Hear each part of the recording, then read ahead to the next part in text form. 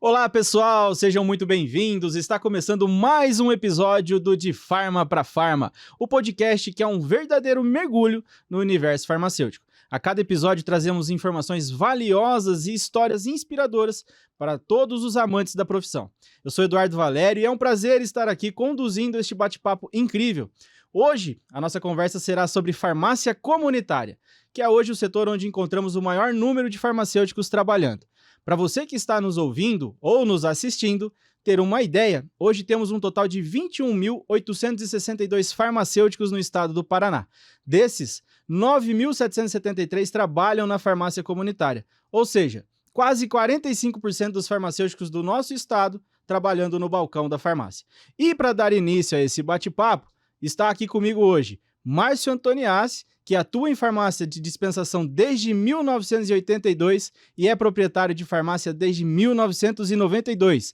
Ele é graduado pela Unopar e pós-graduado em farmácia clínica pela Uningá. Exerce papel de diretor, fundador da Associação Farmacêutica, lá de Apucarana, e é diretor do Sindicato dos Farmacêuticos. Hoje, ele está como presidente do CRF Paraná. E além do Márcio, nós temos também o Valquíris Godoy, também conhecido como Tato, que é graduado em Educação Física pelo UEL e Farmácia pela Unopar. Possui pós-graduação em Gestão em Saúde pela UEPG e em Acupuntura pela FAEFIJA. Ele também é mestrando em Assistência Farmacêutica lá pela UEM. Atua como empreendedor em farmácia comunitária em Uraí e é professor universitário em graduação e pós-graduação. Ele é vice-presidente atualmente da Sociedade Norte Paranaense dos Farmacêuticos, foi coordenador da Comissão de Farmácia Comunitária e supervisor da Seccional de Londrina do CRF Paraná. Hoje está como vice-presidente do nosso Conselho de Farmácia aqui do estado do Paraná. E para começar essa conversa, eu vou começar aqui com o nosso querido amigo Márcio Antoniassi, mas antes de começar o nosso podcast propriamente dito, a entrevista, eu queria dizer que é uma honra estar aqui com os dois, né? Eu admiro muito os dois como pessoa, como profissional, e ter a oportunidade de estar com vocês aqui durante esse período que estamos, na diretoria, está sendo para mim muito gratificante porque eu tenho aprendido muito com os dois. Então, muito obrigado pelo convite, muito obrigado por me fazerem aí participar disso com vocês. E vamos lá, vamos conversar um pouquinho sobre farmácia comunitária, que é a paixão aqui dos três, inclusive, E para começar, eu queria saber o seguinte, Márcio, começa falando como é que foi sua jornada, até se tornar um farmacêutico, depois proprietário de farmácia. Como que você fez, Como você trabalhou, como foi a sua jornada até chegar lá de proprietário? Você primeiro foi proprietário, depois passou a ser farmacêutico. Por que você virou farmacêutico, Por que você fez a graduação em farmácia? Conta um pouquinho pra gente dessa história aí, Como é que você chegou onde você tá agora? Oi, Eduardo. Oi, Tato. Oi, gente. Então, é uma caminhada meio longa, sabe, Eduardo? Comecei a trabalhar com 14 anos numa farmácia de um irmão, lá na pequena Itambé. E nesse tempo todo aí, trabalhei sempre no balcão. Aí, em 1992, resolvi empreender. 10 anos depois que eu tinha começado, em sociedade com meu irmão, na cidade de Ivatuba. 2 anos lá, em 94 para Apucarana. Aí, vendo a necessidade de buscar mais conhecimento e também pela legislação, como a 13021 exige que tenha farmacêutico em todo o tempo no estabelecimento de saúde, que é a farmácia, apesar de ela ser recente, mas mesmo assim já era cobrado a presença do farmacêutico desde 1973 ou desde 1960, pela 3820, mas eu fui buscar esse conhecimento na graduação. Então foi um caminho meio longo, porque depois de decidir fazer a graduação em farmácia já com 33 anos de idade, já com filho, já sendo proprietário de farmácia, ficou uma caminhada meio longa. Mas eu vejo que valeu muito a pena. Realmente era paixão, era algo que já estava embutido, esse amor pela farmácia, o amor pelo entre aspas, balcão, porque é o atendimento, é a conversa com as pessoas. Isso é muito gratificante. Então, é uma caminhada bem longa, mas é uma caminhada que me deixa cada dia mais apaixonado pelo que eu faço. Maravilha, muito bom. E o legal é essa questão da tal da FABABA, A faculdade da barriga no balcão, Já há bastante tempo nessa trajetória aí. E tem bastante história para contar, né? A gente sempre conversa, eu sei que tem bastante história para contar. Mas, Tato, você também, né? Acho que desde os 14 anos de idade, dentro da Fababa também, é isso, né? Desde os 14. Sim. Mas foi fazer educação física e depois veio aqui para o que a gente gosta de fato, que é farmácia, né? Conta um pouquinho dessa história também, dessa jornada aí. Assim como o primeiro, cumprimentar o Márcio, o Eduardo, né? Nossos amigos aí, todos que estão nos ouvindo e nos vendo também pelo nosso canal no YouTube. Também comecei assim como o Márcio, aos 14 anos, em farmácia. Uma coincidência, porque um amigo da família, ele comprou uma farmácia, tinha uma farmácia desativada, ele era técnico de enfermagem, trabalhava no Hospital da Santa Casa de Uraí, e era amigo da família, ele montou a farmácia e me convidou para ajudar na farmácia, lá com 14 anos. E por essas coincidências da vida, né? Depois, já velho, ele foi fazer faculdade, eu fui professor dele na faculdade, né? Comecei com ele e depois ele também aprendeu um pouco com a gente lá na graduação. Hoje ele é farmacêutico também. Então, desde os 14 anos, quando foi para decidir o curso de graduação, a gente sempre praticava esportes, né? Lá na cidade, jogava basquete, com essa estatura toda, né? Eu jogava basquete. E também ali o futebol, enfim. E tive essa opção. Tinha um grande amigo que influenciava, porque era nosso treinador, enfim. E fui fazer educação física. Não me arrependi, evidentemente, que é um curso maravilhoso. A gente lida também com a saúde das pessoas, com a condição física, fisiológica das pessoas. Então foi muito bom. Mas como eu já estava na farmácia, eu acabei emendando, né? Eu terminei educação física, já ingressei no curso de farmácia. E eu resumo para todos assim: nunca fiz outra coisa na vida senão estar em farmácia. A vida toda eu trabalhei em farmácia, eu nunca tive outra atividade. A única atividade que eu tive fora do balcão da farmácia até hoje foi um período que eu estive como supervisor da seccional de Londrina, do CRF, ali cerca de 3 anos, mas ainda relacionado com a profissão de farmácia. Eu sempre copio uma frase que uma amiga farmacêutica que colabora com a gente também no CRF disse, que assim, é a profissão que a gente escolheu para nossa vida, né? É a profissão da minha vida, é a profissão que eu crio minha família, né? Que eu me relaciono com as pessoas, que hoje, na minha cidade, ou até mesmo onde a gente anda por aí, a gente é identificado dessa forma, né? Lá na minha cidade eu sou o Tato da farmácia, né? Então, meu sobrenome é farmácia.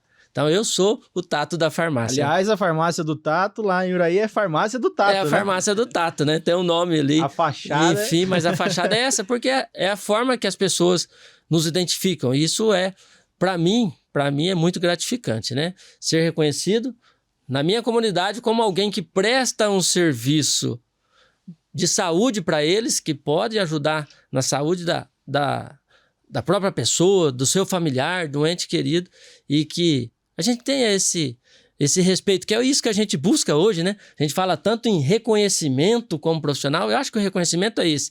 Não é só o reconhecimento financeiro, que vem em consequência de tudo que você faz, mas o reconhecimento como profissional. Você só vai saber se você é um profissional bem-sucedido se as pessoas te reconhecerem como tal, né?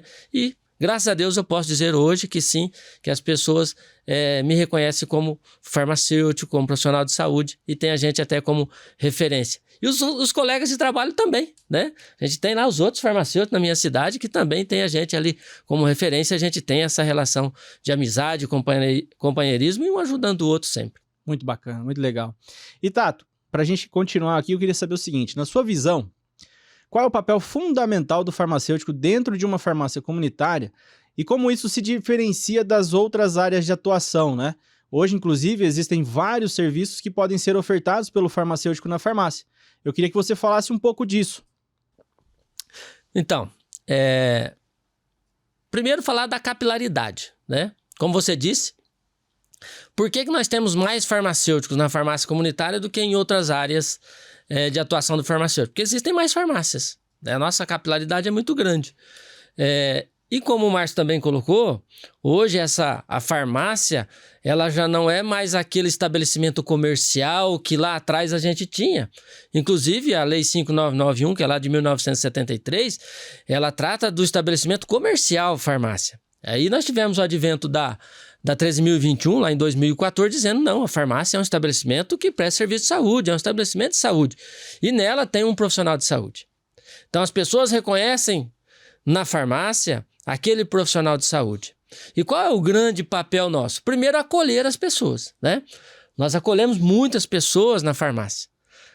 Por quê? Como eu disse, bastante farmácia de portas abertas e as pessoas vão até a gente procurar ali uma orientação sobre o seu estado de saúde. De contato normalmente. Sim, normalmente a gente tem essa ponte com as demais áreas ou setores da saúde, né? Com os médicos, com os fisioterapeutas, dentistas, enfim, né? Nutricionistas. Então a gente tem essa ponte e acho que a gente faz muito bem isso. Agora o papel fundamental nosso mesmo nessa relação é identificação de problemas de saúde dessa pessoa que nos procuram, né? Que a gente acolhe ali na farmácia e depois de identificado esse problema de saúde, acompanhar esse paciente, né? A gente tem que desmistificar um pouco essa questão do acompanhamento farmacoterapêutico como um método clínico específico. A gente tem que implantar isso, tratar isso com rigidez dentro daqueles métodos clínicos que são desenvolvidos, metodologia DADER, PWDT, ou enfim. SOAP. O SOAP, enfim. Lógico que a gente tem que empregar algum método de cuidado, mas é importante também que a gente faça o simples acompanhamento de você. Eu sempre digo assim, chega um paciente na farmácia, dá um exemplo aqui. O paciente chega na farmácia, pede para você verificar a pressão arterial. É um dos serviços que a gente tem lá, que a gente pode usar na farmácia. Você identifica que o paciente, os parâmetros ali da pressão arterial dele, preconizado lá pela Sociedade Brasileira de Cardiologia, que dão para nós esses parâmetros, não está dentro do valor normal, o famoso 12/8. O que a gente faz com esse paciente? A gente encaminha. Eu não posso medicar esse paciente, eu não estou fazendo o diagnóstico, eu estou avaliando o estado atual, naquele momento de saúde do paciente. Faço uma entrevista com ele, enfim, e a gente encaminha para o profissional que está habilitado, enfim, para fazer esse diagnóstico, essa avaliação do paciente. Uma vez que esse paciente vai até o médico identifica nele realmente uma discrepância no seu quadro de saúde, um problema ali de hipertensão arterial e prescreve um medicamento ou mais, ele retorna para a gente, né? Então a gente referencia para um profissional e o profissional contra-referencia para a gente. Ele devolve esse paciente para a farmácia, que é onde esse paciente vai ter acesso ao medicamento para fazer o tratamento daquela condição de saúde atual dele. E aí eu sempre, né, até você nos acompanha, o Márcio, alguns cursos que a gente ministra por aí, eu sempre dou esse exemplo. Você vai no médico, o médico prescreve lá uma losartana 50 miligramas que supostamente vai diminuir a pressão arterial que está aumentada. Quem garante que vai diminuir? Como? Eu tenho que monitorar. Então eu dispenso o medicamento, oriento o uso correto desse medicamento para o paciente, os horários de tomadas, enfim, mas eu monitoro, verificando a pressão desse paciente alguns dias. Será que os 50 miligramas na losartana foi ideal ou não? Diminuiu muito a pressão desse paciente? Talvez seria 25 a dose ideal? Será que, mesmo tomando 50 miligramas uma vez por dia, não foi suficiente? Eu preciso tomar 2? Não é eu que vou mexer nessa farmacoterapia do paciente, mas eu comunico com o médico, né? A gente monitora. Então, é um papel extremamente importante. Então, primeiro, acolher esse paciente, acompanhar esse paciente e orientar o uso correto do medicamento. Porque tem muitos pacientes que tomam medicamento errado. O problema não está na medicação, não está no diagnóstico, não está na prescrição, mas está na forma do paciente tomar.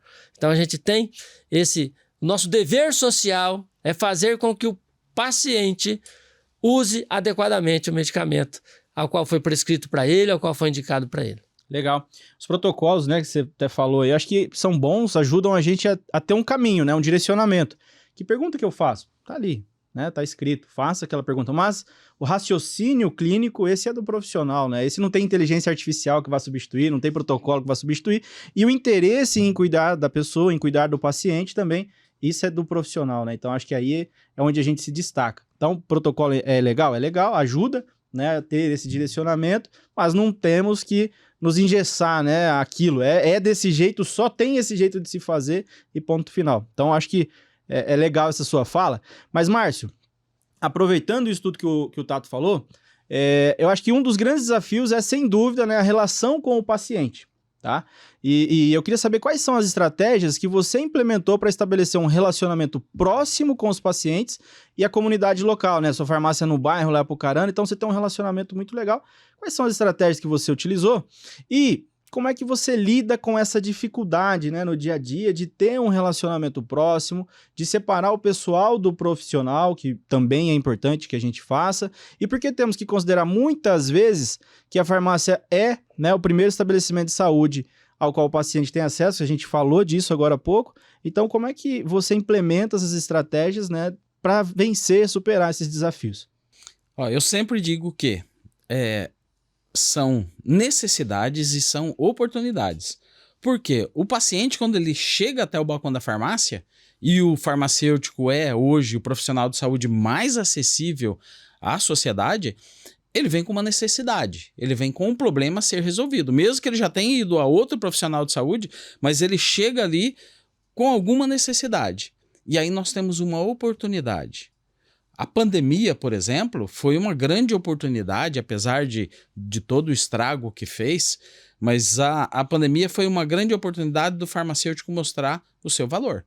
E nós fizemos isso. O tal do fica em casa, nós não ficamos, nós continuamos no balcão da farmácia, enquanto os outros, entre aspas, comércios, farmácia não é um comércio, mas enquanto os outros estabelecimentos estavam ali fechados, o farmacêutico continuou indo de manhã, voltando à noite, atendendo o pessoal contaminado, atendendo o pessoal que já estava positivado, voltando com uma receita médica, e o farmacêutico aproveitou essa oportunidade.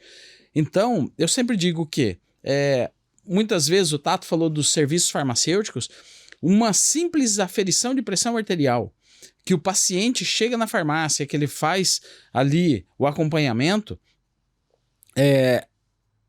na farmácia até tem aqueles que fogem, né? A dona Maria, que vem todo dia fazer a aferição de pressão, ela chega lá, alguém fala, mede hoje você, porque ontem eu que medi e tal. Então, às vezes até se corre um pouco desse serviço farmacêutico que geralmente não se cobra. E aí se perde uma grande oportunidade.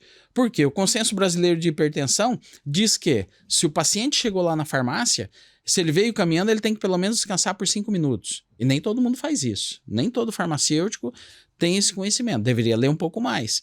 Mas esses 5 minutos é o tempo para você aproveitar para sentar, conversar com aquele paciente. Olha, como é que estava a tua pressão ontem? Está controlado? O medicamento está tomando certinho? Que horas você tomou o medicamento? Às vezes o paciente chega lá para medir a pressão, ele chega, fazia 5 minutos que ele tinha tomado o medicamento, ou nem tinha tomado ainda.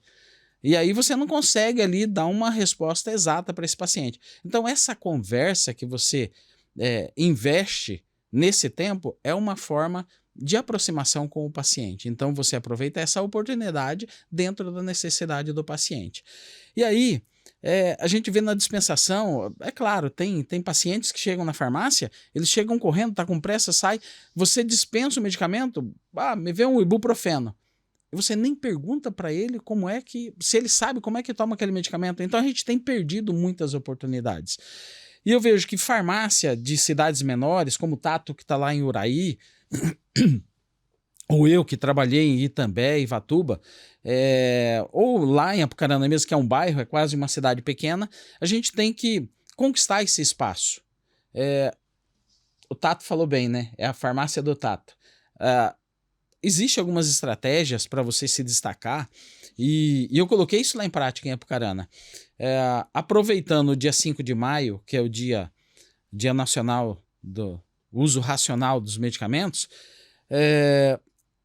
eu ministrei palestras, elaborei lá um material gráfico, hoje já não se usa tanto, né? Hoje as mídias estão chegando, mas o material gráfico entregue em todas as casas do bairro, convidando esse pessoal para uma palestra. E o pessoal gosta. E quem que mais usa medicamento? É criança e idoso, a pessoa idosa que é polimedicado. E essas pessoas vão para lá para ouvir essas informações. Então é um momento ali de você, primeiro, passar informações importantes. Para mim foi um momento muito gratificante, porque as perguntas que eram feitas lá são perguntas do dia a dia, que são ali dúvidas simples e que a gente pode responder com segurança. Além disso, uma farmacêutica que trabalhou comigo, ela foi até a escola, ensino médio, para ministrar palestra sobre métodos contraceptivos, quantos adolescentes estão engravidando hoje por falta de conhecimento ou por falta de responsabilidade? Talvez tenham conhecimento, mas não tem responsabilidade. E aí, o paciente, essa farmacêutica foi até lá, apresentou todos os métodos, passou muita informação. Essas informações são fundamentais para a qualidade de vida da sociedade, tanto no uso racional de medicamentos quanto métodos contraceptivos. Foram as duas que nós ministramos lá. Mas, naquele momento, nós conquistamos um espaço diante da sociedade. Por quê? A partir do momento que eu vou lá e começo a passar informações para os pacientes, para a sociedade, eles dizem, opa, esse cara entende do que ele está falando. Então, esse profissional, quando eu precisar, eu sei onde é que eu vou buscar. Então, essa oportunidade, dentro dessa necessidade dos pacientes, eu acredito que a gente não pode perder. A gente tem que aproveitar todas.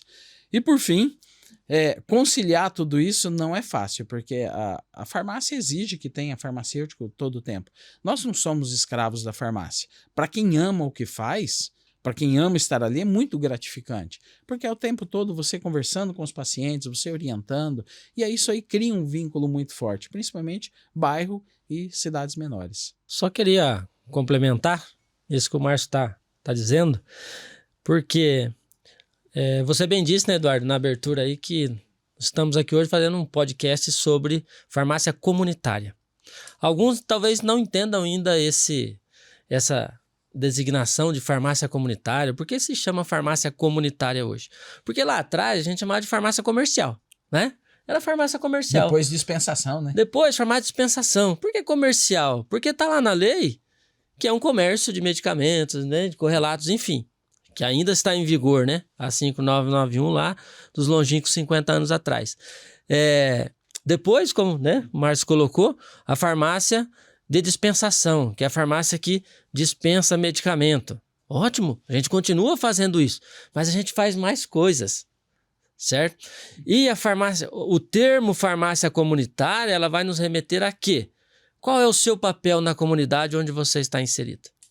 O que você faz para a sua comunidade, além de estar dispensando medicamento, né? Então a gente tem os serviços farmacêuticos, como eu disse, né? De fazer ali a acolhida do paciente, o rastreamento em saúde, algum paciente que não sabe que é diabético, não sabe que é hipertenso ou qualquer outro transtorno de saúde que a gente, de repente, identifica e, lógico, encaminha para o diagnóstico, para a avaliação do profissional que está habilitado para isso. Mas a gente faz esse trabalho de rastreamento. Mas como o Márcio falou, o que mais? Qual é o seu papel, contribuição ao bairro que você está inserido, à cidade que você está inserido?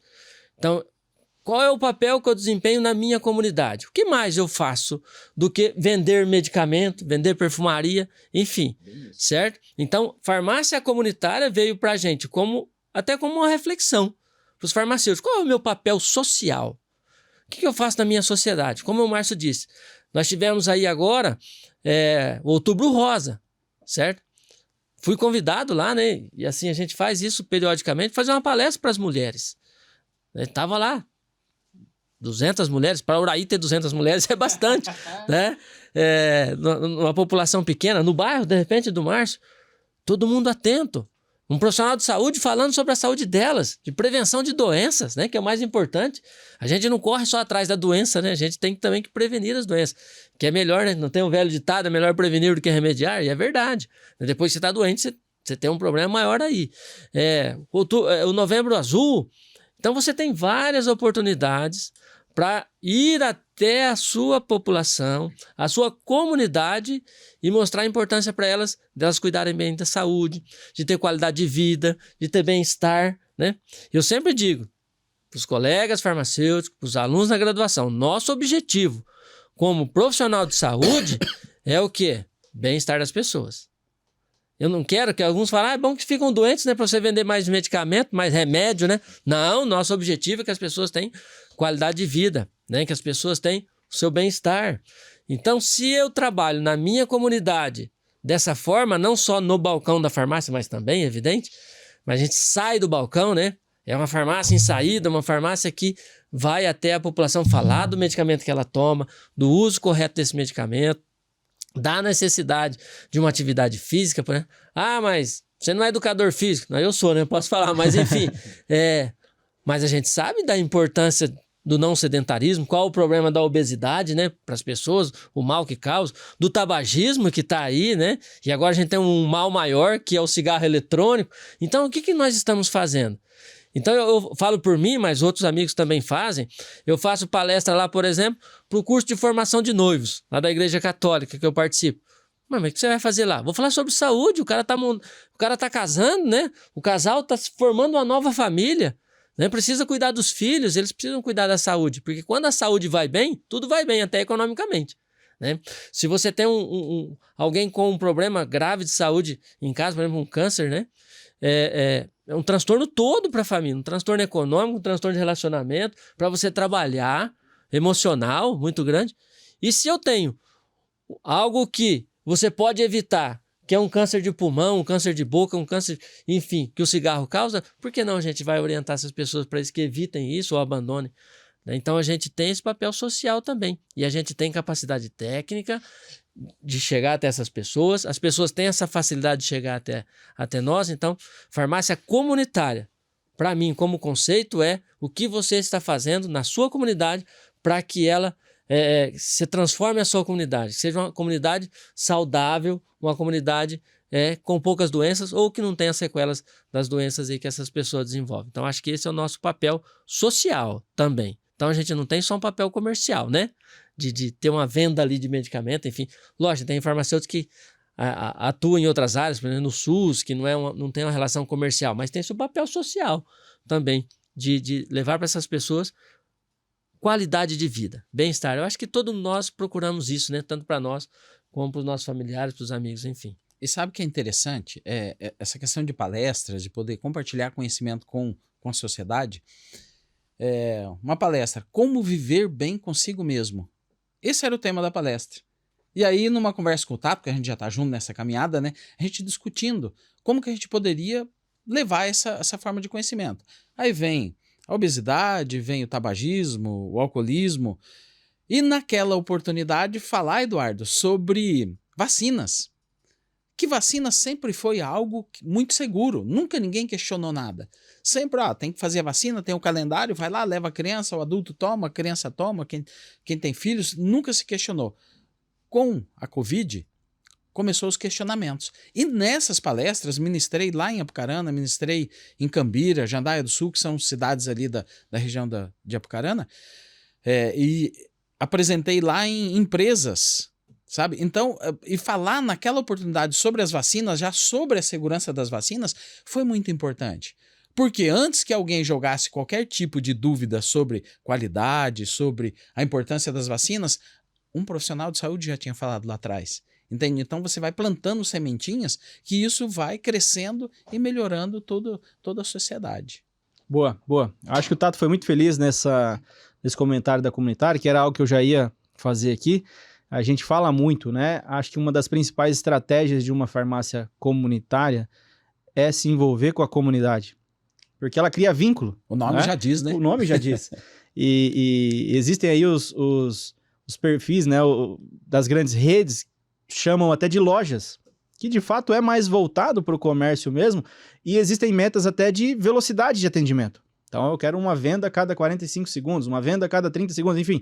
Existem redes de farmácia que monitoram o tempo de atendimento dos balconistas, dos farmacêuticos. Então não tem como fazer esse cuidado. Sobra para a farmácia comunitária. E é uma grande oportunidade da gente criar esse vínculo, né? Trazer a população. A Covid foi uma oportunidade nesse sentido, porque trouxe muito o pessoal para o bairro novamente das grandes cidades, né? Dos grandes centros, e essas farmácias até hoje continuam atendendo essas pessoas, que as pessoas às vezes nem lembravam que tinha aquela farmácia no bairro. Então acho que a farmácia comunitária ela tem muito esse papel, só que também tem um grande desafio do profissional, porque eu vejo muito se falar, né? Não, porque o farmacêutico tem que fazer o cuidado, tem que fazer isso, tem que fazer aquilo, mas fica muito na teoria e o farmacêutico se esquece do relacionamento. Ele não consegue conversar com uma pessoa, ele consegue fazer todo um acompanhamento farmacoterapêutico, mas ele não consegue conversar.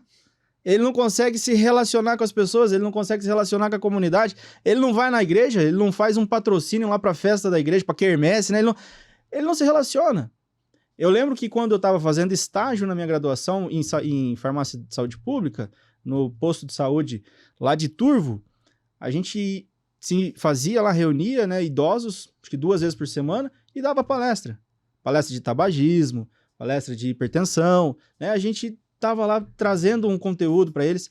Em conversa com um colega nosso de profissão também, o Mário Rezende, amigo, ele me disse já também que várias vezes ele foi para o posto de saúde com material para fazer informativo. Hoje o cara tá lá nas redes sociais bombando, todo mundo acha, né? Nossa, muito...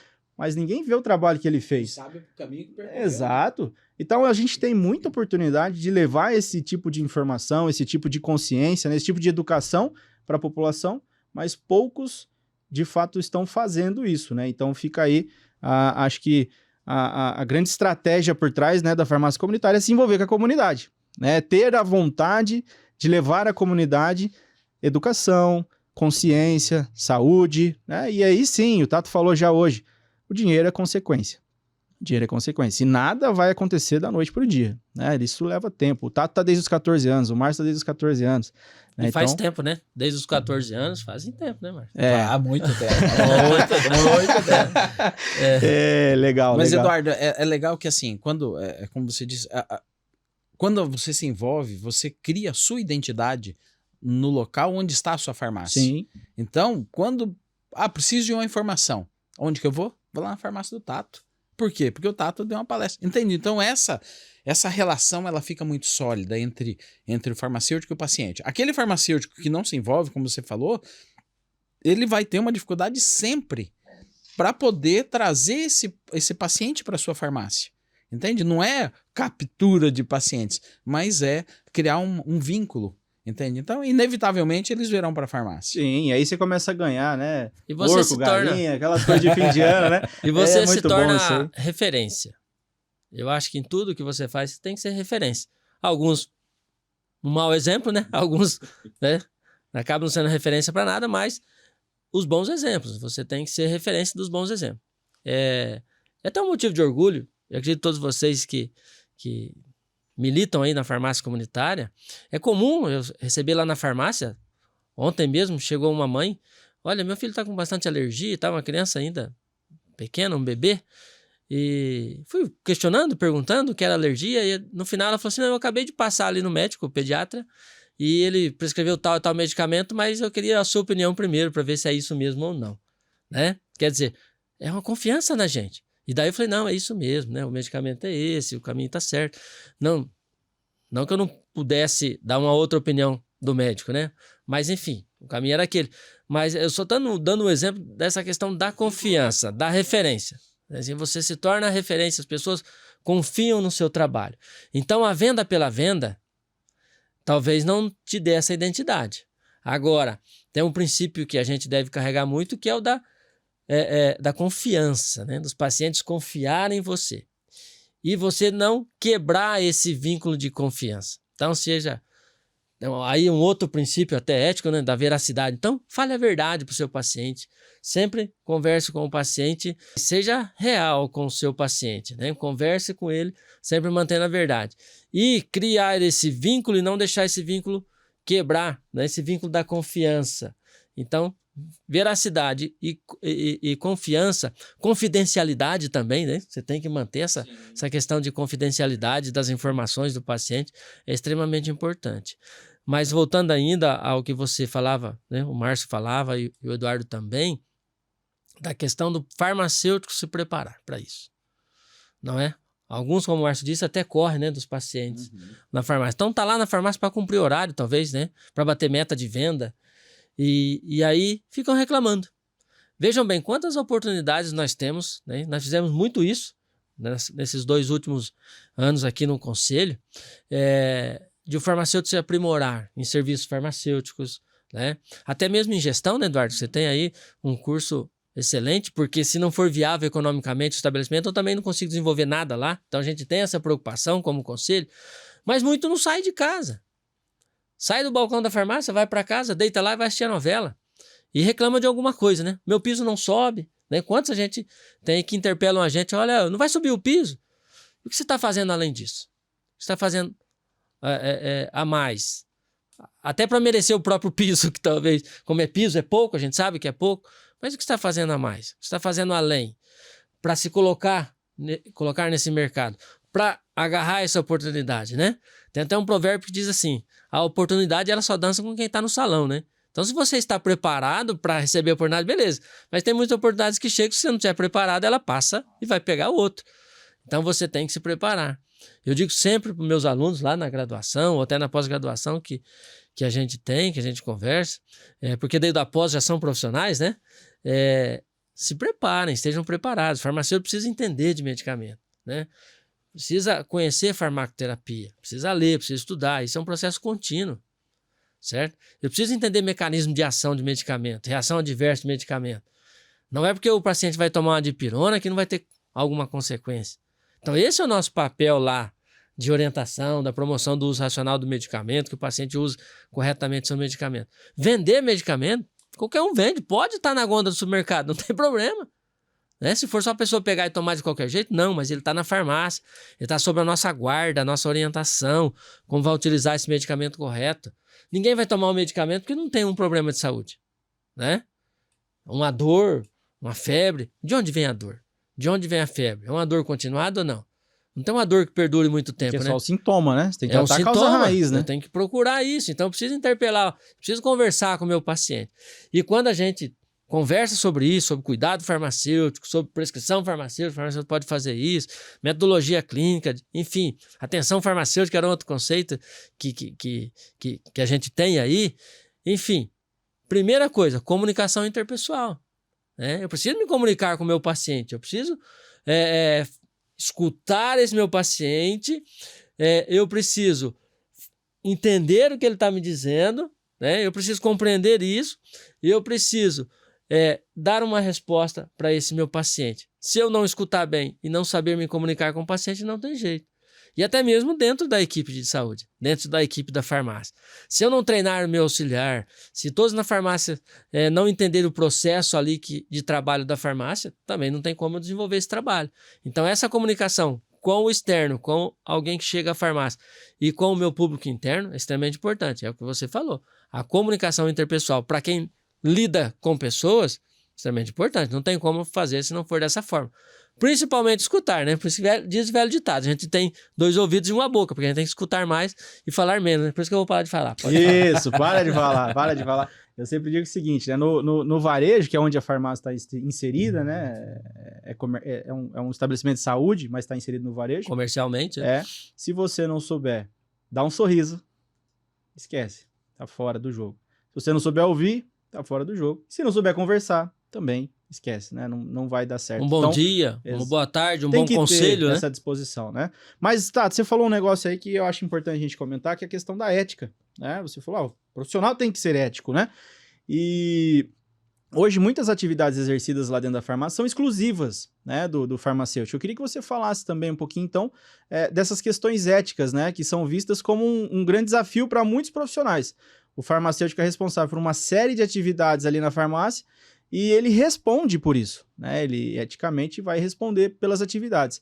Como lidar com essa responsabilidade e qual a importância da regulamentação, né? Que vocês já falaram de lei hoje, qual a importância disso tudo, de eu conhecer, de eu seguir isso na prática, né? Fala um pouquinho pra gente. Então tá bom. Questão da regulamentação, só pra gente começar aqui, puxar esse fiozinho. Nós somos uma profissão, assim como as outras, muitas outras, regulamentada. Então existem regras, certo? Assim como o médico é regulamentado, ele tem a regra dele, a enfermagem tem a regra dele, o jornalismo tem a regra dele, todo mundo tem regras. Se eu entro num jogo de futebol, eu devo seguir aquelas regras. Se eu boto a mão na bola lá no meio do campo, é uma falta, né? É uma falta à regra, porque a regra do futebol diz que eu só posso pôr o pé na bola lá no meio do campo. Você pode tomar cartão amarelo ou vermelho. Depende da gravidade da infração à regra. Então, a nossa profissão, o exercício profissional do farmacêutico, seja ele em qualquer área de atuação, ela é regrada. É que muitos, às vezes, se manifestam assim, o conselho fiscaliza demais, né? O conselho pega no pé da farmácia. É a regra da farmácia. O conselho não inventa a regra, né? Ela faz cumprir a regra que está estabelecida, certo? Tanto uma regra legal, por norma legal aí, aprovada pelos deputados, senadores, enfim, que é quem fazem leis, né? Vereadores, enfim, é quem fazem leis. Ou por resolução, seja ela sanitária, que aí nós temos a a Anvisa, que é o órgão máximo, as vigilâncias sanitárias dos estados, dos municípios, enfim. Então, nós temos regras sanitárias que valem para o estabelecimento. Então, para que eu tenha uma farmácia, para que eu atue no estabelecimento farmácia, eu preciso seguir a regra sanitária primeiro. E depois, para que eu exerça a minha atividade como farmacêutico naquele estabelecimento, eu devo seguir o meu código de ética, que é o meu código de conduta. É pelo código de ética que eu decido a minha conduta como profissional. Então, o que eu posso e o que eu não posso, está lá descrito no nosso código de ética. Eu vou até aproveitar, eu acho que tem muito profissional que às vezes nem conhece o nosso código de ética, né? Que passa por atualizações constantes. Inclusive, eu vou pedir para o pessoal da comunicação colocar no descritivo desse vídeo, né, o link para acessar o código de ética. Sim. Porque é importante ler, conhecer, saber o que pode e o que não pode. Tá lá, né? Inclusive, lá na faculdade eu também ministro a disciplina de ontologia e ética profissional ou legislação farmacêutica. E às vezes até uma carga horária muito baixa. Os alunos não querem estudar leis, né? Ou legislação, porque é chato. Mas, gente, eu sempre falo, olha, a gente cria métodos ali, pedagogia ativa, enfim, para que chame um pouco mais a atenção, mas vocês vão atuar numa profissão regrada, regulada. Você, no mínimo, conhecer a regra máxima da sua profissão, que é o quê? Seu código de ética, né? Seu código de conduta, é onde você vai tomar as decisões do seu dia a dia lá na farmácia. Então, o profissional, além de toda a bagagem técnica do farmacêutico sobre medicamentos, sobre farmacoterapia, sobre doenças, enfim, do paciente, eu preciso conhecer a regra de funcionamento. Então, não dá para eu ter uma farmácia, trabalhar numa farmácia e querer seguir a regra do supermercado, da padaria. Não, é um estabelecimento que tem as suas regras próprias, né? Então, não só quem está na graduação, porque às vezes estuda lá por força de obrigação de estudar deontologia e depois esquece daquilo e vai exercer a atividade de acordo com o que dá na sua cabeça. Não é dessa forma. E por consequência, quando eu não atuo obedecendo a regra, o regulamento daquela atividade, eu respondo por isso. Ô, Tato, e é interessante porque tem muito farmacêutico, Eduardo, que ele entra na profissão, ele termina a graduação e ele começa a discordar das leis. Ah, não, porque isso não pode ser desse jeito, porque... E começa a discordância. E tem gente que entra na graduação por conta disso também, né? Eu não concordo com isso. Exato. Só que aí o que acontece? A lei já estava lá. E nós temos lei de 1960. Ah, eu gosto ou não, eu tenho que me adaptar àquilo. Não é que, olha, eu vou entrar... Se você não concorda, tudo bem. Então faça como a gente fez. Vai lá, concorra a um cargo e pelo menos as resoluções e as deliberações, que é, por exemplo, do Conselho Federal, a gente vai rediscutir. Mas leis tem que se cumprir. Então não tem que, olha, eu não concordo com isso. Você já entra tendo que obedecer. Existe uma regra já antes da sua chegada e tem que obedecer. Cumpra-se, né? Cumpra-se. Além do caráter ético, e aí é da gente, né? Os princípios éticos que norteiam a nossa vida. Não é? Então eu tenho alguns princípios éticos que eu tenho que levar não só para a minha atividade, mas para a minha vida toda, né? Então a gente segue vários princípios, né? Por exemplo, da confidencialidade, da veracidade, que eu preciso conversar com o meu paciente, né? O não causar nenhum dano para o meu paciente, isso é o básico. Se não for para mim fazer o bem para o meu paciente, que eu não faço mal, né? O non nocere lá, que vem lá do latim, enfim. Então, primeiro, a nossa regra pessoal, o nosso caráter. Tanto que a gente tem visto, com tristeza, infelizmente, alguns farmacêuticos sendo presos, né? Com tornozeleira eletrônica por aí, estão causando dano para a sociedade, mas é do caráter dele. Além de estar indo contrário às regras da sua atividade, ele está indo contra a regra da sociedade, cultural, porque eu estou causando dano a alguém. Eu estou causando dano. Quando chega lá, alguém assassina outra pessoa, ele não está indo...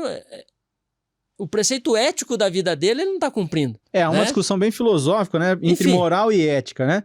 Moral é respeitar meus valores, fazer o certo mesmo que ninguém esteja olhando. Ética, respeitar as leis, no mínimo, né? A cultura, né? Daquela... Então, se eu não respeito o meu código de ética, se eu não respeito as minhas leis, eu vou ser penalizado por isso, né? A moral, os valores, cada um tem o seu e ele que se cobra. Então acaba sendo até um pouco mais fácil, né? Mas eticamente, a gente responde por tudo aquilo que a gente faz. Eu gosto sempre de usar, ao invés de código de ética, código de conduta.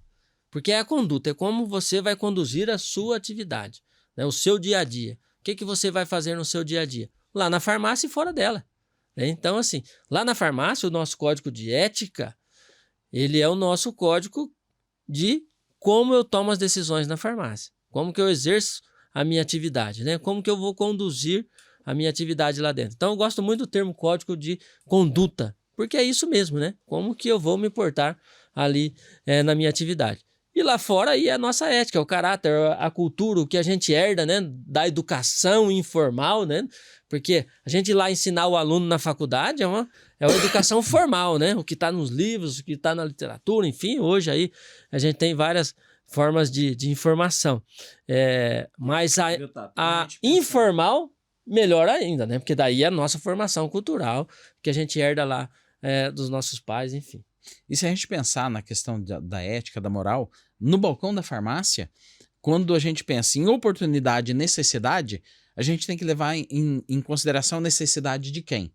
Do paciente, e não a minha necessidade. Porque muitas vezes eu, como empreendedor, eu tenho uma necessidade de vender, porque eu tenho lá a preocupação de honrar com os meus compromissos com os meus fornecedores, mas dentro dessa minha necessidade, muitas vezes se esquece a ética e acaba se vendendo ou empurrando ao paciente muito mais do que ele precisa. Então eu preciso o quê? Para ser ético, pensar na necessidade do meu paciente. Porque nem sempre eu preciso vender um medicamento para ele. Às vezes uma orientação. Quantos pacientes nos chegam desidratados no balcão da farmácia que uma simples orientação de aumentar a ingestão de água resolve o problema desse paciente? Uma caneca d'água, né? Uma caneca d'água. Resolve. Não vendi nada? Não. Mas pelo menos resolveu o problema do paciente. A necessidade dele foi sanada. A gente tem que pensar dessa forma aí para não responder depois por tudo isso, né?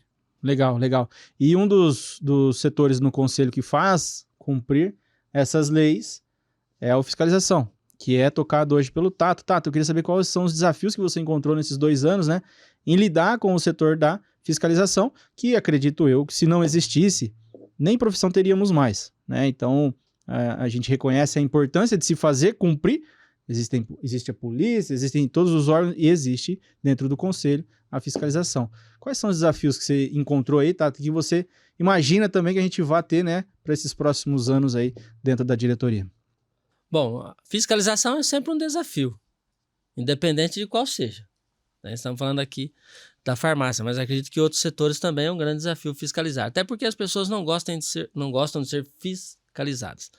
Mas como você bem disse, Eduardo, e eu sempre digo isso em todos os lugares que eu vou falar sobre farmácia, enfim, de que se não existisse o conselho, se não existisse a fiscalização, não existiria mais a nossa profissão, não é? Qual farmácia teria qual não? Muitas teriam, mas muitas farmácias sequer teriam farmacêutico se não houvesse a fiscalização. Então, acho que eu penso assim, nós temos hoje, na fiscalização do conselho, 3 grandes desafios. O primeiro, manter a assistência farmacêutica, né? Que é a essência da fiscalização. Fazer com que os estabelecimentos farmacêuticos sigam as regras estabelecidas para aquele estabelecimento. E uma delas é que tenha assistência farmacêutica em período integral, independente de qual estabelecimento seja. Estamos falando aqui da farmácia comunitária, mas pode ser a farmácia comunitária pública também, né? Que é a farmácia lá do SUS, a farmácia que atende o setor público, seja no laboratório de análises clínicas, que o farmacêutico precisa também prestar assistência, na farmácia hospitalar, enfim, que precisa da assistência farmacêutica. Então, um dos grandes desafios da nossa fiscalização, manter a assistência farmacêutica. Garantir à população que naquele estabelecimento terá um responsável técnico, terá um profissional que está capacitado e habilitado pelo Conselho de Farmácia para exercer atividade farmacêutica lá naquele estabelecimento. E a gente tem feito isso no Paraná muito bem, não é? Porque é um dos estados que mais fiscalizam, até por conta da nossa geografia, da nossa capilaridade de rodovias, enfim, a gente consegue fazer isso. Fazer com que todos os estabelecimentos farmacêuticos tenham assistência técnica do profissional. Com isso, nós garantimos à população o direito a ter o profissional nesse estabelecimento, certo? E garantimos também ao farmacêutico seu local de atividade. Seu local de exercer a sua atividade profissional, a qual ele se preparou, ele estudou, ele foi na graduação. Muitos, né, como nós, né, eu e o Márcio fizemos isso também, o Eduardo, enfim, que atravessamos noites aí em deslocamento, né? Eu fiz um curso aí de farmácia, 5 anos, você indo todo dia de ônibus, deslocando. Eu tenho muitos alunos lá que saem de casa 4 horas da tarde e chegam 1 hora da manhã. Então ele se preparou, ele precisa ter um local depois para manter essa atividade. E também com isso, hoje nós temos um dos maiores índices de empregabilidade, que é a farmácia. A gente não consegue, hoje tem dificuldade de contratação de farmacêutico, porque a gente garante essa empregabilidade com isso também, que é mantendo a assistência farmacêutica lá. Então o primeiro desafio é manter a assistência farmacêutica e a gente mantém. O segundo desafio é desmistificar um pouquinho a questão da fiscalização ser algo repressivo, algo impositivo, algo ruim ou prejudicial à farmácia. E não é. Então, como eu disse, a fiscalização ela é extremamente importante para a nossa profissão. Então, você farmacêutico que está lá na farmácia, quando recebe a fiscalização do conselho, tenha isso como um momento ímpar para você tirar dúvidas, né? Serve também para você corrigir processo de trabalho que às vezes você desconhece, ou que pelo dia a dia, na correria, você não consegue implementar, e de repente uma fiscalização, seja ela sanitária ou a nossa do conselho, vai poder te dar esse norte, esse caminho. Olha, isso aqui não é dessa forma que faz, é dessa forma, você corrige o seu processo de trabalho. Então, tirar um pouquinho achar que a fiscalização é algo ruim, não é. Fiscalização é algo bom, certo? É algo necessário, por mais que a gente não goste. A gente não gosta que o guarda de trânsito nos pare, né? Pare o carro, mas é necessário. Quantos não estão irregulares, com carro irregular, ou traficando droga, armas, não sei. Então é algo importante, que não se corra demais para não colocar a vida dos outros em risco. Então a fiscalização garante isso também para o farmacêutico, melhorar os seus processos de trabalho. E o terceiro grande desafio que eu vejo na fiscalização hoje, nessa gestão que a gente tem, e a nossa gestão é uma gestão que fala de inovação, é colocar a tecnologia a favor da fiscalização. Eu falo que a gente tem que fazer e a gente tem feito uma fiscalização inteligente.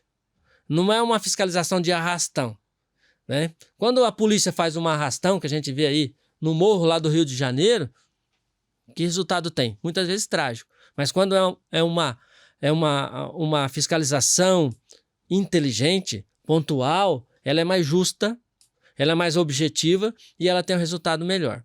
Então nós temos hoje inteligência artificial, por que não ajudar nisso? Né? A fiscalização, ela, com a mudança aí do tempo, a evolução do tempo, ela se tornou muito complexa. Então, hoje, a fiscalização do conselho não é só ver a ausência e presença do profissional, também, como eu disse, né? Garantir a assistência farmacêutica. Tá? Mas ela é muito complexa. Ela precisa... não tem só farmácia para fiscalizar. Eu tenho estabelecimento de estética, por exemplo, clínica, consultório farmacêutico. Eu tenho várias atividades do farmacêutico. Então, é uma fiscalização um pouco mais complexa do que era 20 anos atrás, que não é um longo tempo assim. Então, por isso que nós precisamos usar o quê? A tecnologia a favor da fiscalização, otimizando a fiscalização, uma fiscalização mais inteligente e, consequentemente, mais justa também, certo? O que é justo? Fiscalizar todos, certo? E aí, hoje, vamos dizer assim, com tantos estabelecimentos farmacêuticos que nós temos, com tantos farmacêuticos atuando, somente com trabalho manual não dá para fazer.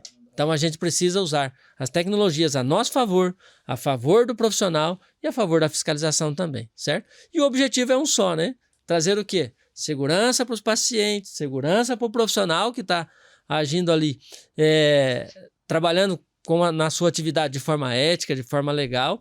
E, sim, aqueles que não agem dessa forma, que respondam por isso, né? Então, acho que os 3 grandes desafios hoje é isso. Manter a assistência farmacêutica. Nós temos um problema aí com o serviço público, é claro, e a gente tem feito esse trabalho, né? É um trabalho constante com o serviço público, mostrar a importância do farmacêutico no serviço público. Então, manter a assistência farmacêutica nos hospitais, enfim. Como eu disse, né? O terceiro, desmistificar a questão de que a fiscalização é repressiva, e não é isso, né? A fiscalização é importante, nos ajuda, auxilia, né, no nosso processo de trabalho. E o terceiro, utilizar as tecnologias a nosso favor, de uma otimização da fiscalização do Conselho hoje. Show de bola. Então, assim, falar de farmácia comunitária é muito legal, muito gratificante, e a gente passa o tempo que nem vê, né? Então, pra gente já ir pros finalmentes aqui, eu gostaria de saber dos dois o seguinte: do ponto de vista de profissional, Márcio, qual para você quão gratificante é, né, ser farmacêutico, estar aí há tantos anos na nossa profissão, e o que você imagina para o futuro da nossa profissão, né? O que vem por aí? Conta um pouquinho aí para mim, o que você imagina disso e qual é a parte mais gratificante do seu dia a dia de farmacêutico? Olha, Eduardo, se nós olharmos para a profissão no passado, houve um momento, principalmente no Paraná, que é onde a gente conhece mais a realidade, que o farmacêutico ele perdeu essa identidade. Ele abandonou a farmácia porque não se cobrava. E aí, quando fala da importância do conselho, a gente sabe que quem trouxe o farmacêutico de volta naquele momento foi a fiscalização do conselho de farmácia. E era necessário que isso acontecesse. Mas essa perda de identidade, ela fez com que ficasse aí esse tempo todo perdido realmente. E a gente vem nos últimos anos resgatando isso. Então esse espaço, e quando a gente fala em remuneração, mas o piso é injusto, e eu realmente concordo com isso, pela responsabilidade, pelo conhecimento deveria ser muito mais. Só que perdemos esse espaço e ficamos para trás. Quando nós vemos outros profissionais com uma remuneração melhor, sendo mais reconhecido, foi porque o próprio farmacêutico errou nesse momento. O assinacêutico. E hoje nós com as ações do Conselho de Farmácia, não só na fiscalização, mas também levando conhecimento por meio dos cursos, capacitação, atualização para o farmacêutico, ele vem conquistando um espaço. Hoje o farmacêutico ele consegue enxergar que o paciente ele chega no balcão da farmácia, ele já traz informação, ele já passou pelo Google. Hoje, quantos pacientes não tem aí um telefone na mão que tem acesso à internet e ele vai buscar essas informações? Quando ele chega no balcão, para colocar o farmacêutico mal informado no bolso, não é difícil. E a informação pode estar até errada.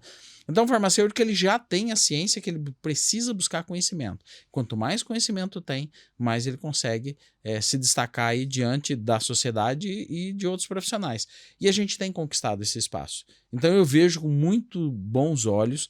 O Conselho Federal de Farmácia tem editado resoluções que trazem mais atribuições ao farmacêutico, então tem ampliado, a gente tem visto isso muito na estética, mesmo com algumas questões judiciais aí, algumas discussões que a gente ainda espera ter um bom resultado, mas tem muito farmacêutico indo para a estética e se dando muito bem e tendo o retorno que ele esperava quando ele decidiu pela farmácia. Então eu entendo, eu tenho certeza que nós estamos no caminho correto. E é claro, depende só dos órgãos, depende só do Conselho Regional e Federal? Não, depende do próprio farmacêutico. Então, tô na farmácia comunitária, não tô feliz, não tá legal. Puxa vida, olha, tem acho que 135, 140 áreas de atuação. Vamos buscar essas outras áreas que mais eu me identifico. Entende? Então, e mesmo no balcão da farmácia, é só aquilo? Não. Tem muito farmacêutico se destacando aí pela fitoterapia. Olha a vasta quantidade de fitoterápicos que nós temos aí para trabalhar. E as pessoas acreditam no fitoterápico, porque realmente traz resultados positivos. Então, vejo com bons olhos, tenho certeza que nós vamos crescer muito. A profissão tem se destacado, os farmacêuticos têm buscado mais conhecimento, e aí nós, como Conselho de Farmácia, a gente anda de mão dada com esses profissionais. A gente tem que realmente entender quais são as necessidades, os anseios da profissão, para também dentro da ética, dentro daquilo que nós queremos para a profissão, andar de mãos dadas e trabalharmos juntos. Maravilha. Tato, e você? O que você acredita ser aí mais gratificante da atuação do farmacêutico na farmácia comunitária? Bom, eu digo sempre que eu sou um entusiasta da farmácia, né? Então, eu sou sempre positivista quanto a isso. Tanto que meu filho, né, esse ano iniciou no curso de farmácia. E quanto a gente vê por aí, meu filho não vai fazer farmácia, não vai sofrer igual o pai. Não, quer fazer, vai fazer. né? Se eu não tivesse esse otimismo, eu também o barraria, né? Tanto que não influenciei para que fosse, mas acredito que o exemplo foi a influência maior que ele teve, né? E está lá cursando, introduziu agora esse ano que foi o início lá do curso. E esse entusiasmo é porque, como eu disse, eu fiz isso a vida toda. Se eu não tiver entusiasmado naquilo que eu faço, eu já tinha parado. E a gente conversa com muitos profissionais que falam, eu estou desanimado. Você vai estar desanimado sempre, porque você não está se movimentando para que a sua vida mude, né? Para que o seu dia a dia mude. Então, não tem como dar certo algo que você está fazendo que você não gosta, ou que você não queira estar lá, ou que não vê algo positivo naquilo, né? Então, eu acho que a gente tem que estar sempre otimista, eu sempre estou. Acredito piamente que estamos num dos melhores momentos para a profissão farmacêutica, estamos passando por esse momento. Por quê? Como o Márcio disse, não é só o balcão da farmácia. Eu adoro o balcão da farmácia, que eu gosto desse relacionamento com as pessoas e acho que o meu papel é aquele. Mas olha quantas áreas de atuação nós temos. Tivemos, né, poucos dias aí no conselho, pessoal falando da toxicologia, pessoal atuando aí na polícia científica, pesquisa clínica, enfim. Né? E nós temos diversas áreas, tem que procurar qual lugar que você vai ser feliz, onde você vai. Mas para isso eu preciso me preparar. Certo? E eu digo sempre para meus alunos, porque eu tenho duas grandes motivações. Uma é o balcão da farmácia, três. O balcão da farmácia, que eu estou todo dia lá, exercendo essa minha função de profissional de saúde, auxiliando na saúde das pessoas, ajudando no que a gente puder ajudar na saúde das pessoas. A outra é a faculdade, onde eu estou formando novos profissionais. Se eu sou pessimista com a minha profissão, como que eu vou estimular novos profissionais a serem bons profissionais? E o que eu digo sempre para eles, o meu papel aqui é fazer com que vocês sejam profissionais melhores do que nós somos hoje. Senão não tem objetivo. Né? Nós estamos formando vocês para serem farmacêuticos melhores do que nós somos formados e melhores do que nós somos hoje. Certo? E o terceiro objetivo, né, esse trabalho que a gente tem feito no conselho, nós estamos há 2 anos na diretoria e teremos mais 2 anos aí pela frente, que é uma militância. Por que uma militância? Porque se a gente acredita na nossa profissão, então a gente tem que ir lá e fazer ela acontecer. E eu acho que o conselho é um órgão extremamente importante na construção da profissão farmacêutica, na manutenção da profissão farmacêutica e estimular também que outras lideranças sejam formadas e que venham a nos substituir. E melhor do que nós estamos fazendo hoje. Então, só que nós precisamos deixar uma profissão boa para aqueles que estarão vindo na nossa sucessão, né? Que vem depois de nós. Espero que o João Miguel seja um farmacêutico bem melhor do que eu sou hoje, né? E eu tenho discutido bastante isso com ele, incentivado para que ele seja realmente, assim como ele e os outros que estão nesse caminho, nessa caminhada da formação profissional. E a farmácia é a paixão, né? Nunca fiz outra coisa porque eu sou apaixonado por isso. Não pretendo fazer outra coisa. Até, né? Os cabelos já estão bem brancos, mas assim, tem mais espaço aqui para branquear. Eu acho que você tá pintando esse cabelo aí, né? Mas, certeza. Mas enfim, eu sei que o João Miguel tem um bom exemplo dentro de casa, então tenho certeza que ele será um ótimo profissional também. E você que nos ouviu hoje, muito obrigado, né, por ficar com a gente até agora. Márcio, Tato, muito obrigado pela participação de hoje. Foi mais um episódio aí do De Farma para Farma. E eu quero que você use a sua voz para se expressar. Comenta aqui embaixo, conta pra gente se você gostou do conteúdo de hoje. Conta pra gente qual assunto você também quer saber, quer que a gente traga alguém aqui para falar, né? Coloca aqui embaixo, coloca aí, dê a sua voz para o conselho, né? O Conselho de Farmácia se importa com todos, essa aqui é a casa de todos. Siga aí o nosso YouTube, as nossas redes sociais, o Spotify também. Aproveita, curta e compartilha todo esse conteúdo aí com outros profissionais. Um abraço e até o próximo De Farma para Farma.